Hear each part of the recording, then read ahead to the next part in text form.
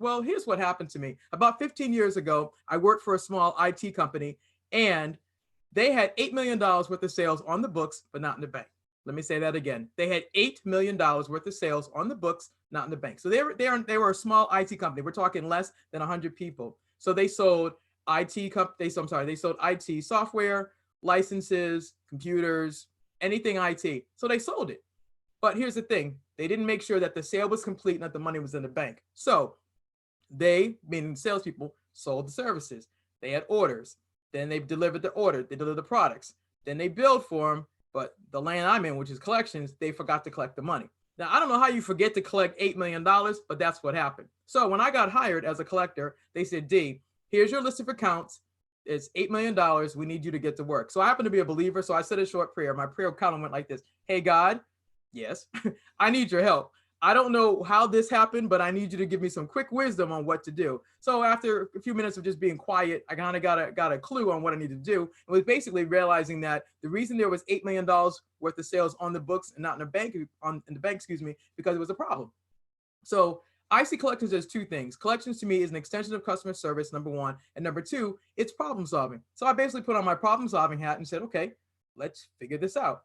First thing I did was get on the phone, start calling the customers. Hi, I'm D from Amherst Technologies. I'm calling about account number, blah, blah, blah, invoice number, blah, blah, blah. I'm looking for the amount of whatever it was. Oh, D, oh, I'm sorry. You know what? We were supposed to change something in the system and make sure y'all got paid. So basically getting on the phone, building the relationships with the people at the customer sites got us to get paid. And next thing you know, $6 million came in 60 days while working part-time. It's an amazing story and it's actually true. But as great as that is, the $6 million came in. The $6 million came in, but then after that, what happened was the CEO said, hey, listen, we're going to have a short meeting. If you ever have had a boo or a booette, when they tell you we need to have a chat, that's kind of clue for something's about to go down. So basically, we all get downstairs and he says, listen, I want to thank everybody for your services, appreciate everything you've done, but we made an executive decision and we're closing the company and you've got 30 minutes to go get your stuff and leave the building. Exactly. So I've worked really hard in 60 days to recover $6 million. Number one. Number two, we all get downstairs and we're told the company's closing, you're losing your job 2 months before Christmas. I was devastated. And I guess that, to be honest, I was pissed off because I'd worked really hard to recover this money. And I'm like, what? Are you kidding me? But that was not, it wasn't just me. It was less than 100 people whose lives were changed.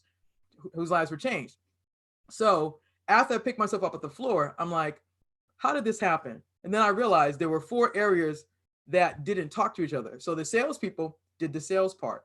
The contract people did their part. The order entry people did their part. The billing people did their part. And the collections people, which is my lane, they all did their parts, but they never talked. And so the sales guys were able to make sure that their sales transaction went through, but the money, they basically did not make sure that the sale was complete and that the money was actually in the bank.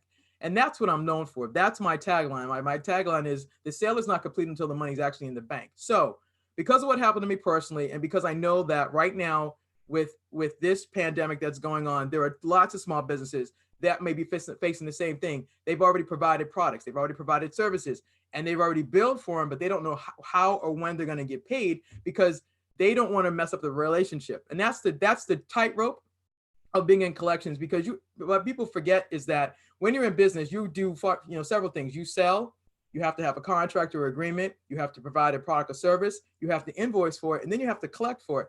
The collections is considered a dirty word because most people would rather get a root canal than go ask anybody for money because they're worried about the relationship. But I contend that the same energy it took you to build the relationship to get the business is the same way you have to do to get your money. And you can't be afraid to ask for your money. Now, of course, there's a proper way to do that, which is basically you're calling up to inquire about the invoice, inquire about the product, inquire about the service. And you want to make sure that if there were any difficulties, any issues, any problems, address them. So that would be, so to kind of go into what do you do to collect your money? Number one, you got to set a goal. You have to set a goal for how much money do you plan to collect, right? If you, let's say, for example, you had $10,000 worth of sales, then you should be planning to collect $10,000 worth of revenue for the product or services that you delivered. Number two, if your customer hasn't paid you in 30 days, the 31st day, you need to be on the phone and calling them and asking them, hey, John, Sue, whatever their name is, I'm calling on behalf of my company to find out, is there a problem with how come we haven't been paid? Get a piece of paper and a pen and listen.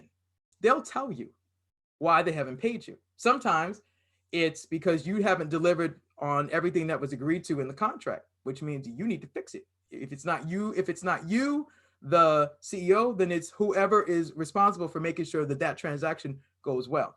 That's the first thing. Second thing is sometimes it's the invoice. Sometimes it's a simple thing of the invoices not being properly prepared.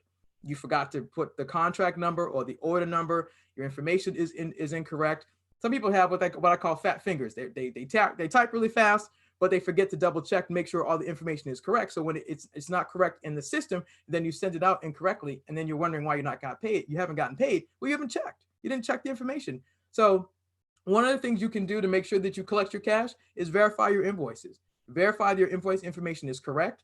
Verify it's going to the right person. Verify that you actually have the right name, right information, right amount, right product or service, and right period of performance. When did you do the work? So that all that information is actually on your invoice, and then it actually should go through.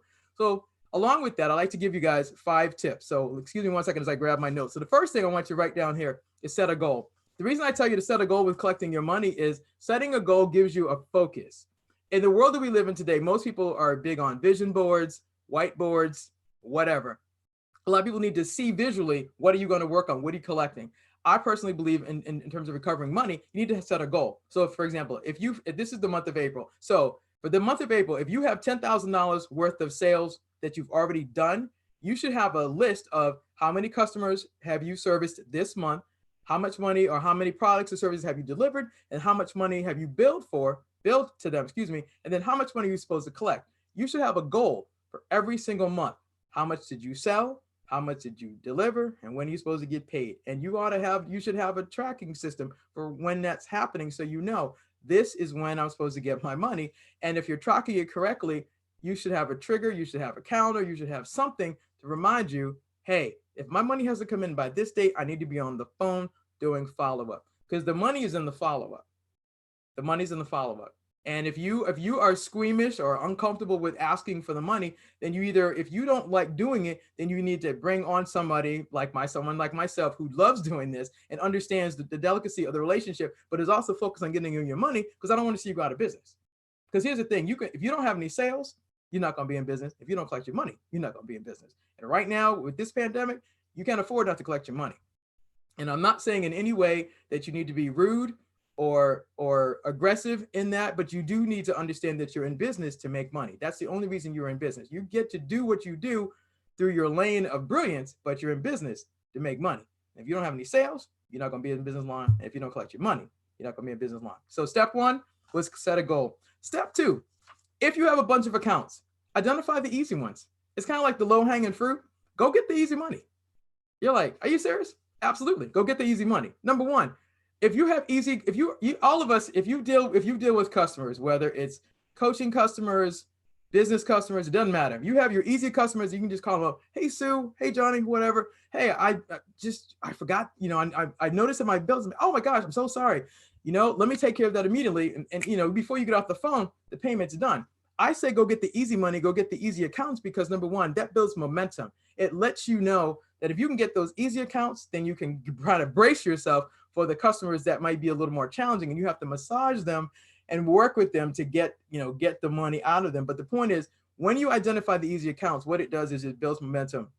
And everybody likes to feel that they're successful in this. And because when you get the momentum, you're like, okay, if I was able to get this first little bit of money, I'm like, yes. You feel like, yeah, I got this. And then you can go after that and say, okay, I'm going to go after this, the next account, the next account, the next account. It's kind of like a snowball. You start small, you build momentum, you build momentum, you build momentum. So you basically go from the smallest account to the medium account to your large account, but you've got some successes under your belt, which helps you feel like and know you can get your money. So the first tip was set a goal. Second tip, identify the easy accounts so you can actually build momentum and get some money in the bank now. Third thing is believe it can be collected. You're like, believe it can be collected. Yeah. Mindset is everything. I didn't know that this was actually called mindset. I just knew that I needed to believe I could collect this money, because nobody starts out in business, I don't care what you do, not believing that you can do what you do well. Now, I happen to believe and know I'm good at collecting because I'm good at solving problems. And that's how I got into this business, because I figured out God gave me a gift to solve problems. So I had to believe that this gift could be used somewhere. It just so happens that collections, from business to business, business to corporate, and business to government, has been the lane I've been in for almost 20 years. So I've been believing I can collect this money for the longest time, and I have receipts, as the streets say, to prove so. So I give you an example. I just told you in the beginning of this conversation that I recovered $6 million in 60 days while working part-time. Well, in 2016, the United States Coast Guard headquarters recognized me for recovering $7.5 million in 1 year. I had to believe I could collect that money, or they would have never given me those accounts, and they would have never recognized me. But it all started with what I was telling myself, is that my skills, my knowledge, my skills and ability show me that I can do this. So you've got to set a goal, identify the easy accounts, and then believe it can be collected. You have to believe you can do this. Just like you believed you could get the sale for your product or your service, you have to also believe you can collect the money. Fourth thing you need to do is write it down. Really, D? Yeah. Vision board, whiteboard, old school piece of paper. I don't care what you do, but you got to have a way to track it out. I joke often, and I often say, maybe there's an app for tracking this. There probably is. I don't know about it because I don't use apps a whole lot. But my point is, you need to write it down. You need to know the state of your accounts. So speaking of that, here's a simple way for you to track what you have. I'm old school, so I'm going to tell you it from my experience of using Excel. Number one, if you have an Excel spreadsheet, the first column would be the name of your customer. The second column would be the contract number or the order number. Third would be how much is it? How much is the contract for? Write that down. Fourth would be what did they buy from you? What did they buy? Widgets, coaching services, whatever. That's fourth. Fifth, when are you supposed to deliver it to them? And then sixth, when are you supposed to bill for it? And then seventh, when are you supposed to get the money? That's a way of tracking it, so you actually know what's going on with your money, and to make sure you don't overspend or overbill. If you track everything correctly, you know the name of my customer, how much is the contract for, what did I sell to them, when am I supposed to provide this service or product, when am I supposed to invoice, when am I supposed to get paid. And if you had a salesperson help you win this contract, put their name on the tracking sheet, so you know if there's any difficulty along this whole transaction. If I'm not able to do this, my salesperson can actually help me recover my money. That's why you write it down. So let me recap. Number one, set a goal. Number two, identify the easy accounts that they definitely can be collected. Number three, definitely believe, you tell yourself you can definitely recover this, and then get after it. Number four, write it down. And then number five, affirm it. Words have power. I mean, we live in a world right now where people are saying all kinds of crazy things, but you have to encourage yourself in that you can and you will do this. If you don't believe you can do this, then you won't. But if you believe you can, you will. And the thing is, if you are in business, you have to believe that you can do this. Why else are you in business? Because you're in business to do two things. One, to make money, but number two, to solve a problem. And if you don't believe that you can solve a problem, you're not going to get after it. You will quit at the first sign of trouble. And you can't do that. You can't run every time there's difficulty. Every time there's difficulty, and including collecting your money. You know, I understand that the collections, like I said, it's a dirty word. In some people's experience, it also can be the tightrope. It's like, oh, I don't want to do this. But here's the thing: you who are business owners said, I'm creating this business to make a difference. Well, you got to make a difference and make $1, or you're not gonna be here long. You're just not. So with that, it's kind of on a recap again. So number one was set a goal. Number two, identify the easy accounts. Number three, believe it definitely can be collected. Number four, write it down. And number five, affirm it. And then my personal favorite out of all of this is celebrate. You're like, what, D? Yeah, celebrate. Every time you collect your money, you ought to celebrate. You ought to do something, raise a glass, go get a piece of bubble gum. I don't care what you do, but you need to celebrate, because here's the thing: the energy it took you to recover the $5, the $50, the $100, the $1,000, and on and on and on. It's the same energy, the same process. You still have to make the phone call. You still have to do the follow-up. You still have to provide the invoices. You still have to get on the phone. You still have to resolve the problem. You still have to do all the things I just told you. And you still have to believe at the end you can collect this money, and you deserve to get paid for your services or your products. So those are the things I had to talk about right now, which is about, basically how to collect your money, how to recover your money, how to secure your cash flow, how to make sure that no matter what you do, that you're getting paid, and that you are not leaving any money on the table. Because right now we're in a space in terms of this pandemic that a lot of people are scared, and I get that, and I get that you don't want to necessarily have to ask your customers for payments, but if you have already provided services or products to them, there's nothing wrong with doing a follow-up and asking them, hey, John, hey, Sue, hey, whatever their name is. Listen, first of all, show them some respect and some concern. Hey, how are you doing? Are you good? Okay, that would be number one. Then number two, listen, I know it's kind of weird, but hey, I got to ask you about my accounts because, we're going through our list, and we've noticed a few things have not been paid yet, and we just need to find out what's the plan. Number one, are you good financially? And number two, are we scheduled to get paid? When's the next accounts payable run? When's the next check run? And when can we expect to get paid? And then pause and let them tell you. Give them a minute. You're like, you know what? Oh yeah, well, we've had some difficulties, or we may not be able to pay you everything right now. We may have to do a partial payment. Okay, some money is better than no money. Let's be clear. Some money is better than no money. And right now, so long as you don't damage that relationship, because the other thing most people don't talk about in collections is that it's relationships. The reason I have been successful for doing what I've been doing for over 10 years is I've had to learn to build relationships. I've had to respect the person on the other end of the phone as they're doing the same job I am.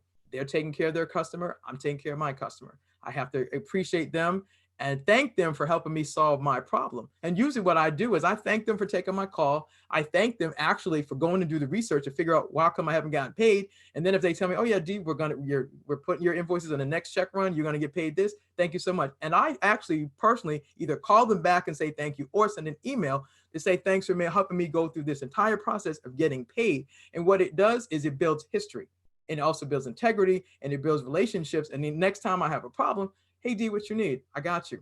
Done. But that's what I've been doing, and I've learned that over time, because the person that processes the invoice is just as important as the person who does the sales, just as important as the person who writes the check, just as important as the person who runs the company. Every person along that chain is important. If you disrespect one person just because you think, oh, they're not that important, it's like, no, that person who processes your invoices due the same amount of respect as you do the CEO. That's just my personal belief. So I guess I'll take a pause there. I have a question. Yes. We're doing live questions. I know that Tara's got some allergies, so I just want to pipe in with my question. I'm worried about sensitivity right now. I have 3 open invoices currently, which is why I was really looking forward to hearing this. And I've gotten some great advice. I know that one of those people is what you're calling like the easy low-hanging fruit. Mm-hmm. So after this, tomorrow, I'm going to set an appointment for tomorrow on my calendar to follow up with that person, the easy one, and just be like, hey, what's up? Yep. Do you still want to do this work? Because the invoice is still open. And then there are these other 2, one of whom I know, like, her father is going through some major medical issues because of COVID. She's had to reschedule a lot of stuff in her life. Mm-hmm. And that includes postponing some of the work that we're about to do. But I have reserved like that amount of time and energy in my schedule already, which is why I get paid ahead of time for most of these things. Also, I've learned that from you in other work of yours that I've heard. But right. Then there's this one other client whom I've already done this work for. We have a relationship now over 1.5 years of working together. This is not the first time that like she's been late on an invoice. And now I'm just like pissed, Right. So I could use some feedback about the tone to take with people that have a history and a pattern of kind of playing with your invoices like they don't matter. And on the other side, people whom are, maybe new relationships, but they're really positive, but could really use a lot of help and support themselves right now. Okay. Well, first of all, thanks so much for the questions. Yeah. I think number one, you have, how can I say this? So I'll just say it. You have customers that based on the longevity of the relationship, that they're the kind of customers that will kind of kick the can. That there probably have been signs that have been along the process of, oh, I'm gonna pay you, or I've had some problems, or I've had the fill in the blank. Yeah. PayPal's not working. And I'm like, I sent you a QuickBooks invoice. You can pay that. Right. So I think number one, it's taking responsibility and acknowledging that there are customers that can be challenging, and it's the value of the contract and the value of the relationship with that customer is number one. Number two, you still have to make sure that you're taking care of yourself, and also remind them that they had an agreement. They purchased their services from you, and they're still legally responsible for paying you. Now, what you don't want to have to do is threaten them with going to collections or going to court. That usually makes people more antsy, and they're like, oh, I don't want to go there. So I would say number one. Dee, I think you just went on mute. Okay, can you hear me now? Sorry, I'm not sure what happened there. Yes. So what I was going to say was this. Number one, remind them. I would, for the person that still owes you money, I would remind them that you still have a contract with them, that you've already provided service and you're expecting to get paid. Ask them what is the issue, and then take some notes, and then follow it up with an email and tell them, per our conversation on today, we discussed the following, and you're looking for a payment on this date. Now, if you have to go, if after 2 times of doing this, then it's like, okay, you know what? We've already had this conversation. I'm gonna look at legal services for doing this. And sometimes when you just mention it, that just don't even happen to go there, but just mention it to them, they respond quickly. That's what I would say there.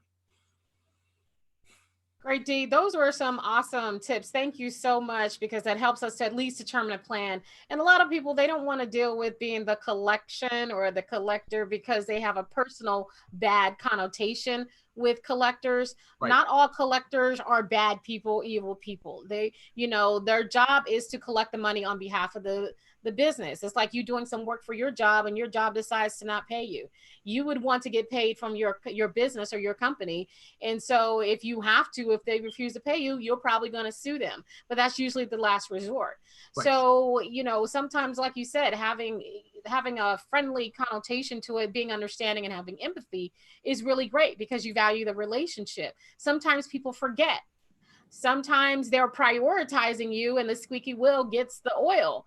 And so sometimes you have to be at the top of their call or their top of their email list that comes through. And it's just a reminder of there, because if you're quiet, they'll forget about you.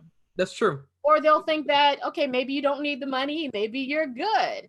Right. And, I've had a conversation with a few clients like, look, do you want to proceed with the service, or I've completed the service? What is it now? Do you need a payment plan? Sometimes I offer to them because they don't even know that that's an option. Right. To do that. Right. And, I understand things are going on with COVID and all of this. What I'm offering a lot of my clients is a payment plan. I'll extend out. I've done this for a few of my clients where I've extended the invoice out, for 30 more days or 45 more days to give them a little bit more time so they can make partial payments and pay that. And so, like you said, a little bit of money is better than no money at all. Right. Absolutely. And then you have some people that they have every intention of paying you on a specific date, but sometimes they forget that we're not mind readers. So I know you're going to pay me in full on this date, but that's information you didn't tell me. So if I know that, then I can mark my records and do that. Exactly. And thank you, Tara, for that, because I also think the other thing too is that we're in, even though we're in business, you're in the relationship business. You really are. You're in the relationship business, and it's always a delicate balance. But nobody's trying to go broke right now. Nobody's trying to close their shop. Nobody's trying to have to write off invoices. Nobody's trying to lose any money. And so the tips I gave you were to help you stay in business, number one, maintain your relationships, number two, do the follow-up, but do it in a way so that you don't aggravate your customer. You don't lose that relationship, but you also have to, you have to be assertive, not necessarily aggressive, but definitely be assertive and do follow-up and keep good records. Definitely keep good records. If you have a conversation with somebody, follow it up with an email. Per our conversation on this date, this is what we discussed. This is the plan. And then document that and also put it on the calendar so you have a reminder. If this doesn't happen here, okay, do another follow-up. And then after that, if it doesn't go through again, if you have to go to collections, you have to go to collections. If you have to go to legal, you have to go to legal. You have to go to court, you have to go to court.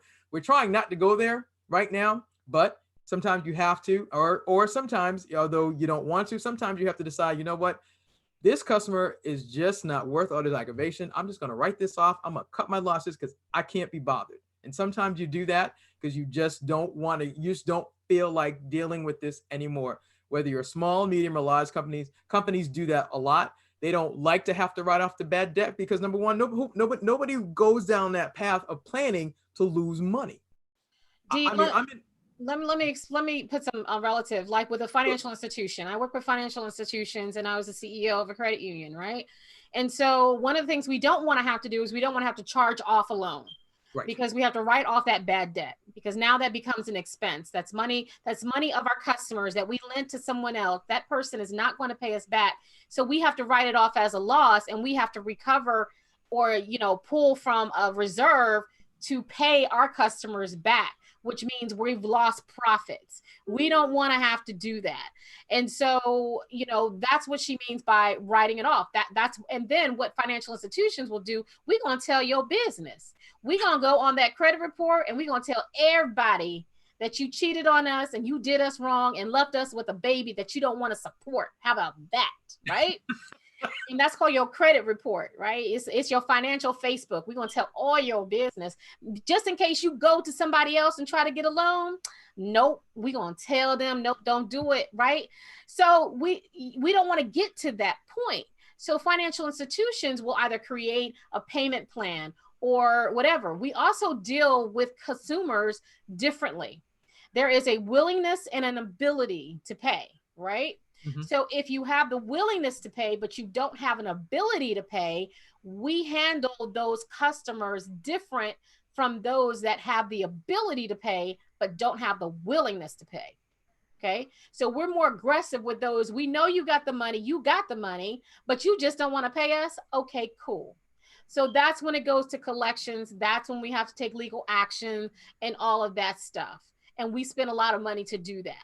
Now, for those that have the willingness, but they just don't have the ability, mm-hmm. those are the ones that we work with, and it's the same way. So you almost have to have that same mindset for your own company, for your business, because the way you stay in business, the way you pay your bills is through cash flow, through revenue. And if people won't pay you what you've already, services you've already done, that's going to affect your cash flow.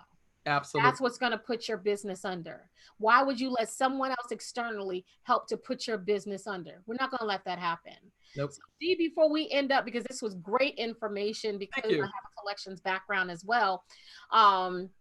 How can people, what if there's some people that just don't want to do this? Like, I just can't do it. I can't call nobody. I just can't do it. How can they get in contact with you, learn from you, maybe contract your services to reach out to some of these people that they don't want to contact so they can get the recover their bag or get their cash? All right. Well, thanks, Tara, for that. First of all, before I get into that, again, thank you so much for this opportunity. I've had a blast. It's been so much fun doing this. So thank you. So the way to get in touch with me, website, www.collectthecash.biz. That's www.collectthecash.biz. Facebook, it's D Bowden. LinkedIn is D Bowden.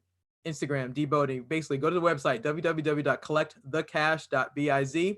Oh, and we actually go to your email. Go to the website. You actually schedule an appointment with me. You can actually schedule 30-minute consultation, free consultation, and we can talk about your accounts. Beautiful. Dee, thank you so much for coming on and Absolutely. for sharing your information. I can't wait to have you back as well. Awesome. Thank you. Thank you. Now, I would like to open it up. I know, is Lila? It's such a pretty name.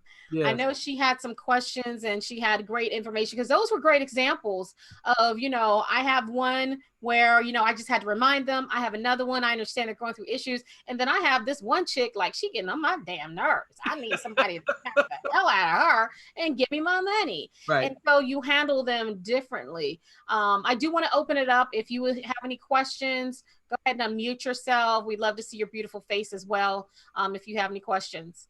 I do have one more thing I forgot to mention. Go ahead. Oh, for everybody that's on the line, and actually whoever's in the chat, if you can type this in the chat, please type this in. Type www.collectthecash.biz. There's a free ebook actually called Collect the Cash. It's my 5 tips on actually how to recover your money. So www.collectthecash.biz. Halfway down the page, you'll see an ebook. It basically says Collect the Cash, and it's first name, last name, email address, and then you should hit subscribe, and you can actually download the ebook. That's awesome. So you see, people, they just keep giving free stuff to y'all. I'm just saying. But that's we love you. That's what we. But you listen. We give because you give. You're generous, and you're generous with us. So that's what we do. That's. Hey, look, I'm trying to have a fight with a few people. I'm trying to outgive. You know what I'm saying? That's the fight. You want to fight? You want right? Like who's ready to fight and outgive? I'm ready, right? Ready to be coming in. But that's so awesome because one of the things that we as business owners, entrepreneurs, dualpreneurs is we forget that we are every department, you know what I'm saying? Including the collections department. Yeah. Every successful business has a way of following up with people to collect the cash, to get what's owed and what's due. Every successful business, even speakers, there could be some speakers, and I'm sorry, y'all, I've been having problems with my allergies. So forgive me, but every successful business speaker, whether it's services, products, or whatever, especially if you're a service-based organization where you've provided services, like for example, with my website business, people can pay upfront half and I do the work, but in order for it to go live, they have to pay the remaining balance before it goes live, right? So in order for that to happen, they got to pay me. So if if they don't pay me, it never goes live, but I've still performed the services. Right. So I still need to follow up with those people and say, hey, we need to work this out. Whether we go on a payment plan or extend whatever, but the work has been done with that.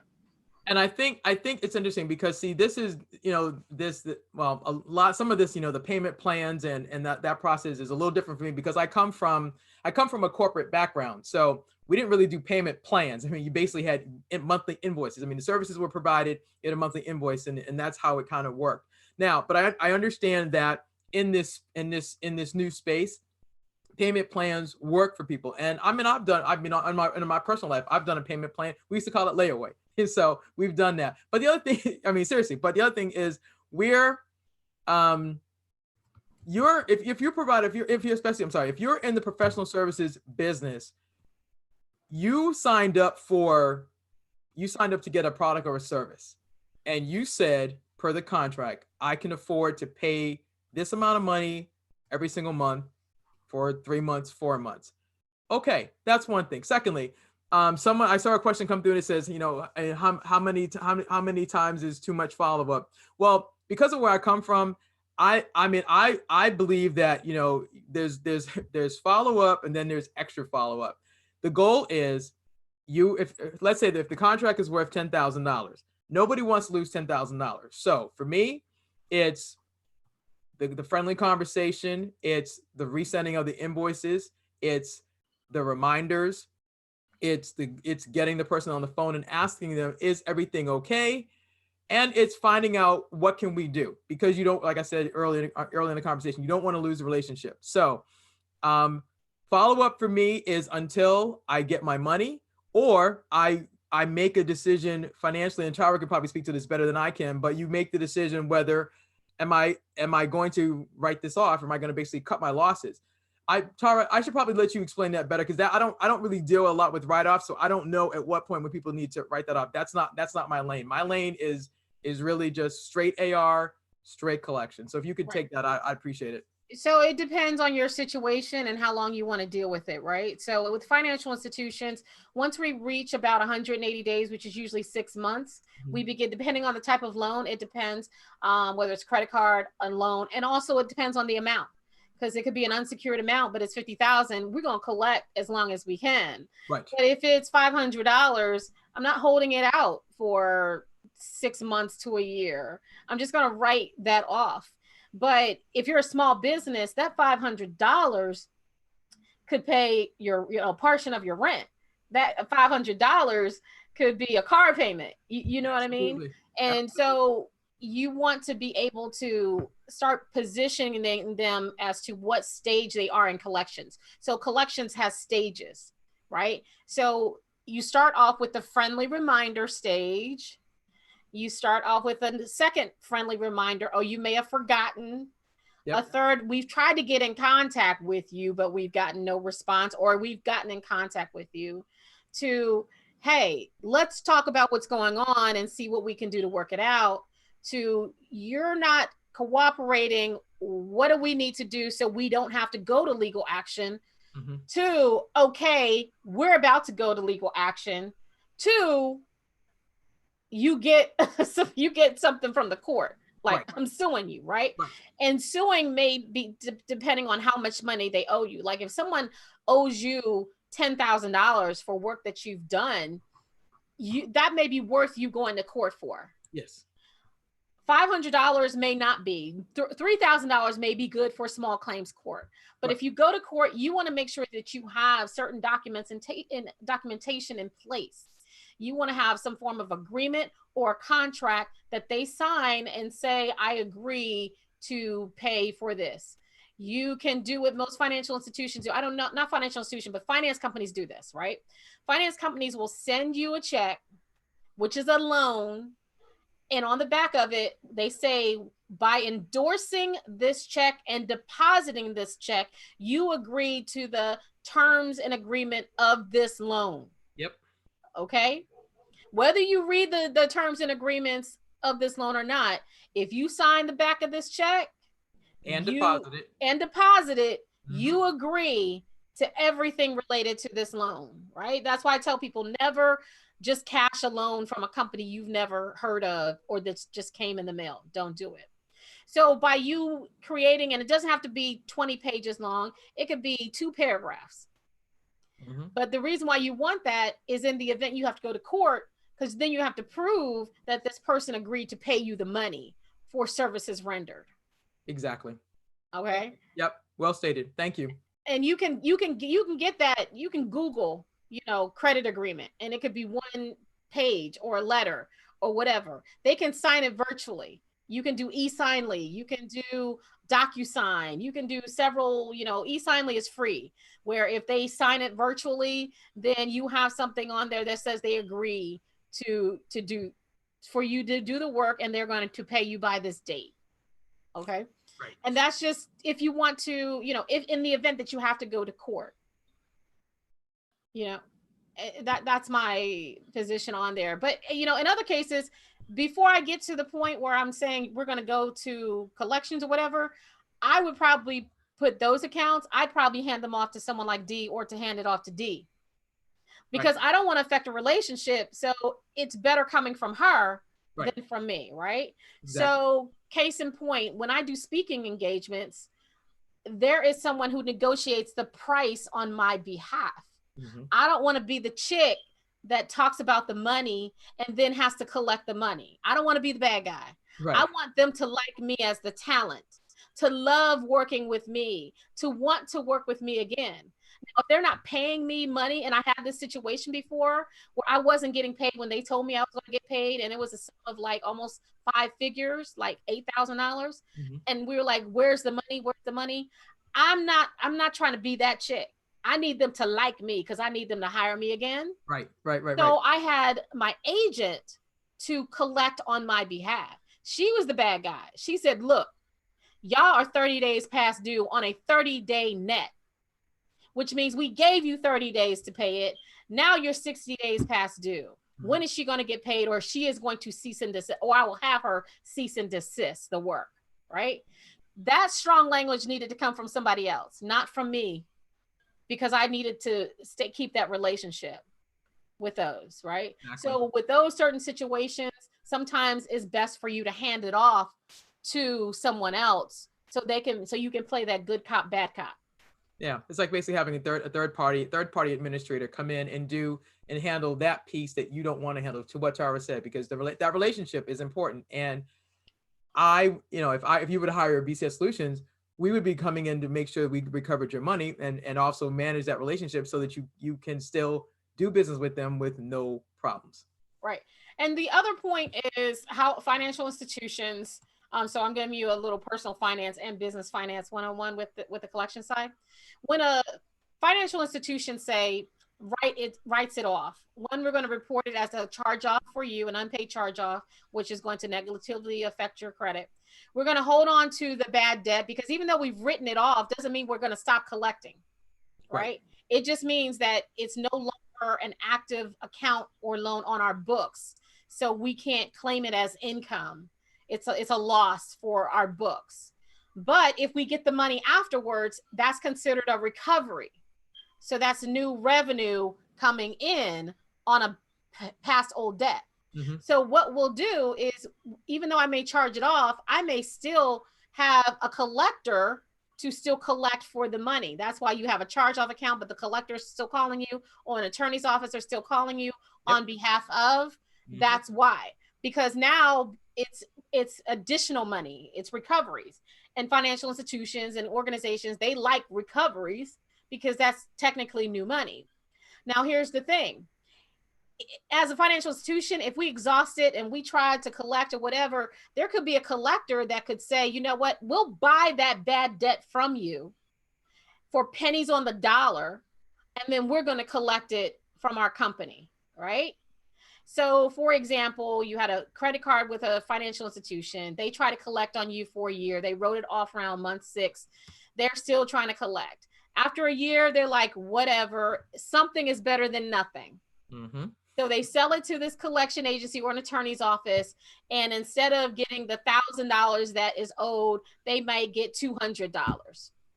They're getting pennies on the dollar or whatever, right? So at least they got the money of recovery for that. But now that debt, well, they ain't worried about it. They sold that to this other collector. Now this other collector now owns this debt.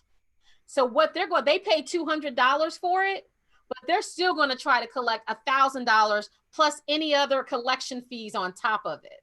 Mm-hmm. That's why when you have some collection agencies, you owe more than what you owe the financial institution. Right.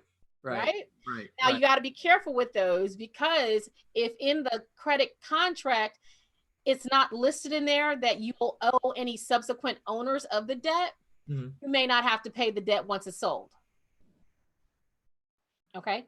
And so you just got to be careful with that. But I need you to understand that, because you may have the financial institution sold it. It's no longer with them, but now it's with a collection agency, and it's coming on your credit report as a whole new trade, as a whole new bad debt. Mm-hmm. And so it looks like you have 2 bad debts when really it's only one. Right. It's like one that got split. Well, one got sold. Right. And they're still, your financial institution's mad. It's like, you left me with a baby. I'm still telling your business. I don't care. I don't forgive you that easy, right?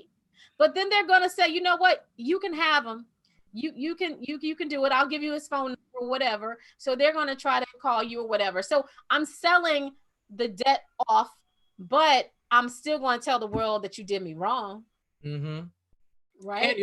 And you're going to pay for it. You're going to pay for it. You're going to pay for it on with your credit. Right. Your credit will dip if you do not know how to dispute it, which is a whole nother conversation we're not going to go into.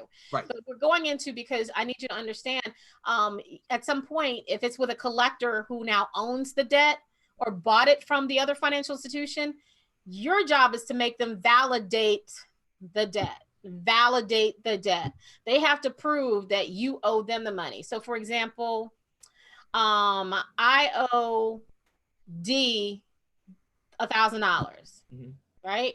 D's been trying to get $1,000 from me. And then after about a year, maybe 2 years, maybe even 3 years, she's like, dude, I ain't dealing with this anymore.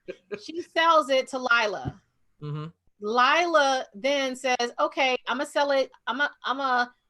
D says, I'm gonna sell this $1,000 to you, and you're gonna give me $200. Right. Okay. D's not worried about this anymore. Lila is then going to start collecting and calling me to get the $1,000 plus from me. Now, if I'm not smart, because I don't listen to how she presents herself, I might think she's still calling for D, and now I gotta pay D through Lila. No, what's happening is D doesn't own it anymore. Lila owns it now, but I don't have a credit agreement with Lila. I have it with D. Right. D sold the debt. She don't own it anymore, but my agreement was with D. Lila, on the other hand, is trying to get me to collect out of my ignorance to make, and then try to get as much money out of me, because you'll notice, oh, we can settle it for 50% or 60% or whatever, because that's more than what they paid for it. You know what I mean? So I just want you to give you perspective, because those are still some strategies that you could probably use for collecting your cash for your business. It may be on a smaller scale, but you can still leverage some of the big time strategies of larger companies to collect the cash, depending on how much is owed. Because even though most of you may have $500 or less, or $1,000 or less, or $3,000 or less, there's some of you where there's some companies or some government agencies that owe you $10,000, $20,000, $30,000.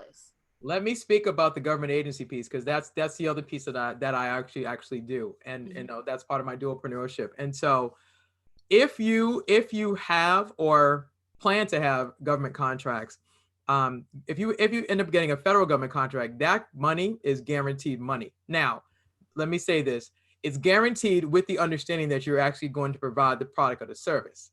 Now, the government is slow in paying. So if you're planning on getting into the government contracting space, you should know that if you're doing work, you may not, it's not necessarily net 30, it's usually net 60 or net 45, net 60 or longer. So if you run into the difficulty with getting monies back from your federal government contract, please reach out to me, because that's what I do. That's what I do for a living. What I do for them is I actually recover money. So what I do for them is they've got contracts that have been awarded, say, from 2015, 16, 17, 18, and the work has already been done, but there's monies that are still left over. And because that's a part of collections, which is what I do called closeouts, most people don't want to deal with that. And so what I do for them is I go back and I'm researching these old contracts that have been awarded already. The work has already been done, and I have to reach out to the vendor and confirm, hey, did you complete all your work? Yes, we did. Okay. The books still show that there's $8,000, $10,000, $50,000, or in one case, I was working on something today that was still like millions of dollars. It's still unaccounted for. But because the contract has already been done, the services have been provided, and the company has moved on to the next thing, they're not worried about it. Well, the government is looking at this saying, hey, I still have this money on the books. I need my money. And so as to your song, I need my money. So my job is working on getting that money. And so that's the other piece of what I do. But that's more, it's a bigger thing with recovering. So that's where the term recovering money came from, because I'm recovering for the government, but it's also recovering for, IT companies and value-added resellers and telecoms and et cetera. Lots of money, but nobody wants to lose their money, including the federal government. And you think about it this way, the federal government's money is our tax dollars. Right. Exactly. Well, we're going to wrap this up, and hopefully you all had got a good information. If you have any more collection type questions for D, if you are owed money from the government, get with D. If you are owed money from clients that you just don't want to either sever the relationship or don't want to deal with, get with D. Again, D Bowden, DEEBOWEN, all social medias, and collectthecash.com. That's easy. Collect the cash. Nope. I'm sorry. What? It's www.collectthecash.biz. .biz. I'm sorry. Yes. Collectthecash.biz. B-I-Z. And on social media, it's D Bowden, DEEBOWDEN. Because if they look for Bowden, they won't find me. Oh, I got you. Thank you. Okay. No problem. BOWDEN. Work it out. I thank you all for dealing with me. You can see my glassy eyes with my allergies. Please go get better. It's been a special kind of a day for me. Thank you, Lila, for coming on.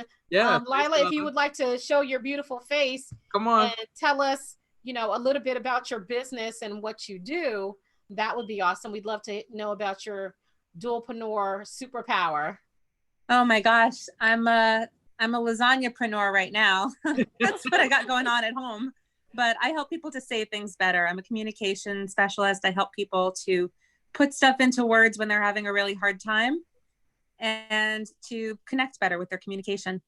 That's awesome. So if you're having some issues with some communication, or you need someone to help you with copy, you need to check out Lila. How can we find you, your website and social media? saythingsbetter.com. And you can find me on LinkedIn.